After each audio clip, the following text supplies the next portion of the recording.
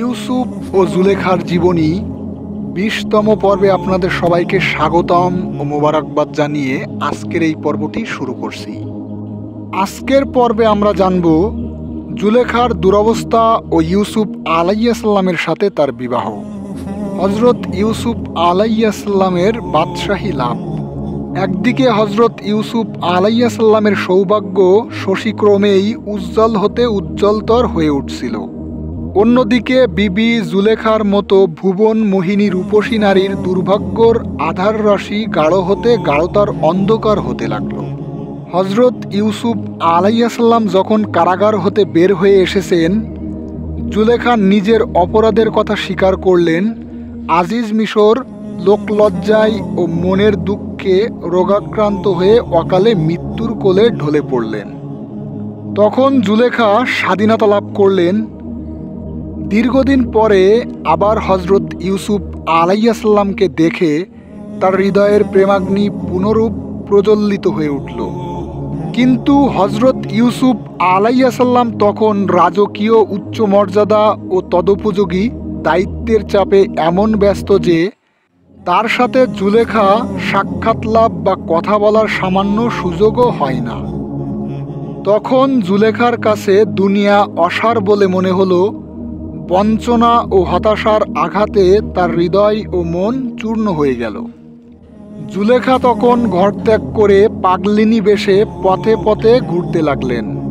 তার শরীরের অবস্থা ও চেহারা তখন এমন পর্যায়ে পৌঁছেছে যে তাকে দেখে তখন কারো পক্ষে চেনা সম্ভব ছিল না যে এই সেই দুনিয়ার শ্রেষ্ঠ রূপসী মহিলা জুলেখা। অবশ্য তার বাইরের অবস্থা এরূপ হলেও মনের ভিতরকার অবস্থা কিন্তু পূর্বের রূপেই ছিল। হজরত ইউসুফ আলাইহিসসালামকে তিনি তখনও ভুলেনি। তার প্রতি জুলেখার আকর্ষণ এবং প্রেমের আগুন তখনও তার হৃদয়ে ধিকি ধিকি করে জ্বলছে। পক্ষান্তরে হজরত ইউসুফ আলাইহিসসালাম তার কর্মব্যস্ততা, জীবনের গুরুদায়িত্ব ও অসংখ্য কর্তব্যের চাপে জুলেখার প্রসঙ্গটাই ভুলেছিলেন। ওদিকে জুলেখা কিন্তু বাদশাহী মহলে হজরত ইউসুফ আলাইহিসসালামের নিকটবর্তী হয়ে তার সঙ্গে দুটি কথা বলা তো দূরের কথা, তার কাছাকাছি যাওয়াই তার পক্ষে অসাধ্য ব্যাপার ছিল। তাই সে এরূপ দুরাশা বাদ দিয়ে যদি অত্যন্ত মহলের বাইরে রাজপথে বা অন্য কোথাও তাকে একটি নজর দেখে মনের শান্তি মিটাতে পারেন, এ আশায় পাগলিনীর মতো রাজপথের পাশে এখানে সেখানে বসে বা দাঁড়িয়ে থেকে হজরত ইউসুফ আলাইহিসসালামের জন্য অপেক্ষা করতেন। এক বর্ণনায় আছে, একদিন হজরত ইউসুফ আলাইহিসসালাম বহু লোকজন পরিবেষ্টিত অবস্থায় অশ্ব আহরণে কোথাও যাচ্ছেন। হঠাৎ পথের মধ্যে পাগলিনী বেশে এক মহিলা এসে তার পথ রোধ করে দাঁড়ালেন। হজরত ইউসুফ আলাইহিসসালাম জিজ্ঞেস করলেন, পাগলিনী, তুমি কি চাও? পাগলিনী জবাব দিলেন, আজিজ, তুমি কি আমাকে চেনোনি? তার কথাই হজরত ইউসুফ আলাইহিসসালাম পাগলিনীর মুখের দিকে ভালোরূপে দৃষ্টি করে তাকালেন। এ পাগলিনী তো আর কেউ নয়, এ যে তার সে পুরাতন প্রভুপত্নী বিবি জুলেখা।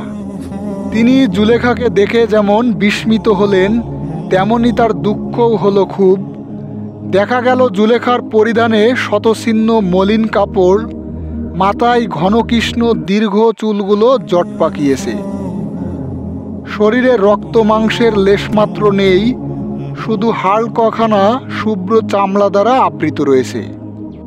তার সে ভুবন মোহিনী রূপ ও সৌন্দর্য রাশির কোনো কিছুই নেই।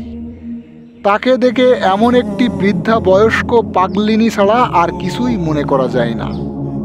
তখন কেউ যদি তাকে দেখিয়ে বলে যে ইনিই এককালীন দুনিয়ার সেরা সুন্দরী মহিলা বিবি জুলেখা, তবে তা কোনো লোকই বিশ্বাস করবে না। হজরত ইউসুফ আলাইহিসসালাম নম্র স্বরে বললেন, মাননীয়া, আপনার এমন অবস্থা কেন বলুন তো? জুলেখা নিজের হৃদয় বেগে বলে উঠলেন, ওহে নিষ্ঠুর আজিজ, তোমারই জন্য আমার আজ এ অবস্থা। আমি আজ রিক্ত, পাগলিনী ও পথের ভিখারিনী। অথচ তুমিই আমাকে জিজ্ঞাসা করছো যে জুলেখা, তোমার এরূপ অবস্থা কেন? তোমার এ প্রশ্নের উত্তর আজ আমার নিকট থেকেও নেই।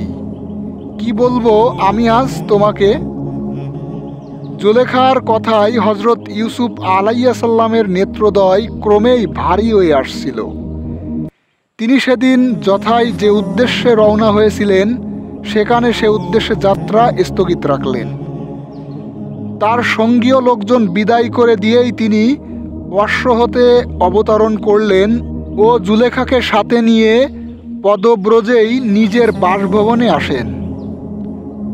বাসভবনে তিনি নিজের পিতা নবী ইয়াকুব আলাইহিসসালামের নিকট জুলেখা সম্পর্কিত সমস্ত ঘটনা বর্ণনা করলেন। পিতা হজরত ইয়াকুব আলাইহিসসালামের নির্দেশে তার পত্নী ও পুত্রবধূগণ জুলেখাকে উত্তম রূপে গোসলাদি করিয়ে উত্তম পোশাক পরিচ্ছদ ও অলঙ্কারাদি দ্বারা সাজিয়ে দিলেন। তারপর তাকে উত্তম খাবারাদি খাওয়ালেন। এদিকে হজরত ইয়াকুব আলাইহিসসালাম পুত্র হজরত ইউসুফ আলাইহিসসালামকে ডেকে নিজের পাশে বসালেন। তারপর তিনি নিজের মাথার পাগড়ির একটি আসল হজরত ইউসুফ আলাইহিসসালামের চোখের সামনে ধরে বললেন, তুমি আমার এ পাগড়ির আসলের দিকে খুব মনোযোগ সহকারে দৃষ্টিপাত করো। দেখো তোমার নজরে কি কি দৃশ্য ভেসে ওঠে। যা কিছু তুমি দেখতে পাবে কোনো কিছুই গোপন না করে সব কিছু বলবে। পিতা হজরত ইয়াকুব আলাইহিসসালামের উপদেশ মতো হজরত ইউসুফ আলাইহিসসালাম তার পাগড়ির আসলের দিকে তাকালেন। হজরত ইয়াকুব বললেন, বাবা ইউসুফ, এখন তুমি কোনো কিছু দেখছো কি? হজরত ইউসুফ আলাইহিসসালাম বললেন, পিতা, আমার চোখের সামনে বেহেশতের দৃশ্যসমূহ ভেসে উঠেছে। বেহেশতের মধ্যে তুমি কোনো মানুষ দেখতে পাচ্ছ কি? হ্যাঁ, আমি আর জুলেখা পরস্পর হাত ধরাধরি করে বেহেশতের বাগিচায় ভ্রমণ করছি। হ্যাঁ, তাই তো বৎস, জুলেখা তোমার স্ত্রী এবং তুমি তার স্বামী হবে আল্লাহ তাআলার মর্জি, এবং এজন্যই তুমি ওইরূপ দেখছো। তবে প্রাক্তন আজিজ মিশর ও জুলেখার সাথে কি সম্পর্ক ছিল পিতা? আজিজ মিশর ও জুলেখার মধ্যে প্রকৃতপক্ষে কোনো সম্পর্ক ছিল না। বাহাত যদিও তাদের মধ্যে পরস্পর স্বামী স্ত্রী সম্পর্ক ছিল, কিন্তু তাদের মধ্যে স্বামী স্ত্রীর মূল সম্পর্ক ছিল না। তুমি তাকিয়ে দেখো বেহেশতের মধ্যে আজিজ মিশরকে দেখতে পাও কিনা। হ্যাঁ পিতা, আমি তাকে দেখতে পাচ্ছি। তার সাথে কোনো স্ত্রীলোক দেখছো কি? না, তার সাথে কোনো স্ত্রীলোক দেখছি না, তবে কতগুলো বেহেশতি বালা দেখতে পাচ্ছি। হ্যাঁ পুত্র, আজিজ মিশরের কোনো মানবী স্ত্রী নেই, অর্থাৎ সে জীবনে কোনোদিন কোনো নারীর অঙ্গ স্পর্শ করেননি, আর কোনো পুরুষও জুলেখার দেহ স্পর্শ করেনি। যদিও তাদের উভয়ের বিবাহ হয়েছিল, জুলেখার অদৃষ্ট লিখন সে এক পয়গম্বরের স্ত্রী হবে, সুতরাং তাকে কোনো পরপুরুষের পক্ষে স্পর্শ করা সম্ভব নয়। আর এজন্যই যদি জুলেখা তাড়াহুড়ো ও ভুলের কারণে আজিজের সাথে তার বিবাহ হয়েছিল, কিন্তু আজিজ তাকে জীবনে একটি দিনের জন্যও স্পর্শ করার সুযোগ পায়নি। হ্যাঁ পিতা, আজিজ মিশর ও জুলেখার বাহ্যিক অবস্থাসমূহের মধ্য দিয়েই এ অনেকটা প্রকাশ পাচ্ছিল। আমার এখন তা অনেকটা স্মরণ হচ্ছে।